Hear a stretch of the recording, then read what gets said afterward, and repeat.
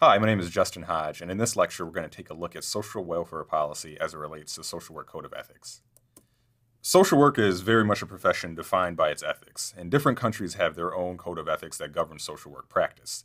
But there are some commonalities between multiple codes of ethics. So for example, empowering individuals and communities, advocating for social justice, and promoting democratic participation are very common across several different codes of ethics. We're going to take a look at the National Association of Social Workers Code of Ethics, which is a U.S.-based association of social workers. The NASW revised its Code of Ethics in 2017, and these revisions added significant content related to advocating for social policy and engaging in social and political action. These revisions reaffirm the profession's commitment to influencing policy and social change. The Code of Ethics also explores the mission of social work, and the NASW defines that as to enhance the well-being and to help all people meet their basic needs. In doing so, we pay special attention to people that are vulnerable, oppressed, or living in poverty, and helping to empower them. Compared to other fields, social work takes a unique perspective to the ways in which the people that we serve engage with their environment and other macro-level forces such as policy. No one exists in a vacuum, so it's important to explore how communities, policies, and other large forces affect a person's life. Advocacy, social, and political action, as well as policy development and implementation, are just as vital to the field of social work as direct clinical practice, and they relate directly to the field's commitment to promoting social justice and changing society. As you explore the Code of Ethics, the NASW defines several different obligations that social workers have to engage in policy, social, and political action. These obligations are defined as the ethical responsibility that all social workers have to the broader society. The NASW Code of Ethics breaks down social work's ethical obligations to society into several different categories, and we're going to take a look at each one briefly. First is our commitment to improving social welfare for society through the development of people, their communities, and environments. In doing so, we advocate for social change that leads to the fulfillment of basic human needs and promoting social justice.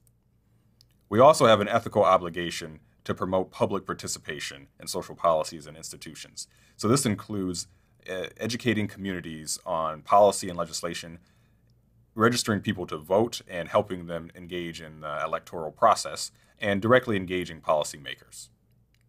Social workers are also obligated to provide their professional services during public emergencies, such as natural disasters and public health crises. This is related to policy because in most cases, public emergencies are declared by a mayor, a governor, or the president, so a policy leader or a policy maker. The real meat to the policy, social, and political action component of the NASW Code of Ethics comes along with the social and political action obligation. Social workers are required to engage in social and political action that promotes equal access to opportunities for all people to meet their basic human needs and to develop fully. Assisting people in meeting their basic human needs and developing fully is a common theme throughout the Code of Ethics. And in this way, social workers advocate for policies that support that. Social workers are also obligated to understand the impact of the political arena on the ways in which they practice and to advocate for changes in policy and legislation to improve the social conditions and to promote social justice for the whole society. Moreover, social workers have an obligation to expand choice and opportunities for all people, again, paying particular attention to people that are vulnerable, oppressed, exploited, or those living in poverty. Social workers must also promote conditions that encourage respect for cultural and social diversity within the United States and globally. This can take the form of a variety of different ways, such as promoting policies and practices that demonstrate respect for difference, support the expansion of cultural knowledge and resources, advocate for programs and institutions that demonstrate cultural competence, and safeguard the rights of and confirm the equity and social justice for all. The Code of Ethics gets even more specific by outlining particular actions that social workers should engage in. Social workers should always act to prevent and eliminate the domination of, exploitation of, and the discrimination against any person, group, or class on the basis of an identity. And these identity characteristics can range from sex, sexual orientation, gender, gender identity, and so forth. Next, we're going to take a look at the International Federation of Social Workers Code of Ethics. The IFSW is a global social work organization that promotes social justice, human rights, and social development, and international collaboration. Because the IFSW takes a global perspective, rather than outlining specific actions for social workers to take, they set general principles for practice. But again, they also outline what the mission of social work should be. And in their view, social work is to promote social change, solve problems in human relationships, and empower and liberate people to enhance well-being. And again, with the IFSW, we see that there's an emphasis on social workers assisting people in the ways in which they engage their environments and other macro-level forces. The principles of human rights and social justice are also paramount to social work in the IFSW's view.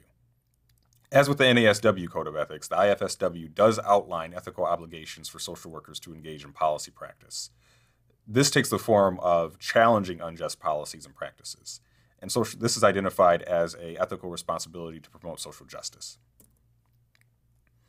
As we explore what this means to promote social justice, the IFSW says that social workers must challenge negative discrimination on the basis of identity. Negative discrimination may be a term unfamiliar to many of our viewers. In the IFSW's view, negative discrimination is often synonymous with discrimination, as many U.S. learners would understand it to be. They draw this contrast between negative and positive discrimination because in many countries, positive discrimination refers to what some countries refer to as affirmative action. In promoting social justice, the IFSW explains that social workers are obligated to ensure that the resources under their professional control are distributed equitably. Now, this differs sharply from the NASW's Code of Ethics in that the IFSW focuses more on what social workers themselves can do ethically in their own practice. Social workers also have an ethical obligation to respect ethnic and cultural diversity of the communities in which they practice. As with the NASW Code of Ethics, the IFSW Code of Ethics also explores social workers' ethical obligation to engage in policy practice. This differs sharply between the two codes of ethics, and you have an opportunity to explore this in more detail in a future assignment. Looking specifically at policy, social workers are obligated to inform employers, policymakers, politicians, as well as the general public of resources, policies, and practices that are either inadequate or are distributed in a way that is oppressive, unfair, or harmful. The IFSW also sets forth an obligation for social workers to work alongside each other in a collaborative way, to challenge social exclusion, stigmatization, or subjugation, and to work towards a more inclusive society. We've taken a brief look at the NASW and the IFSW codes of ethics, specifically as they relate to policy. I invite you to now take a more thorough look at both codes of ethics, as well as the code of ethics for your own country or a country of interest. Thanks for watching.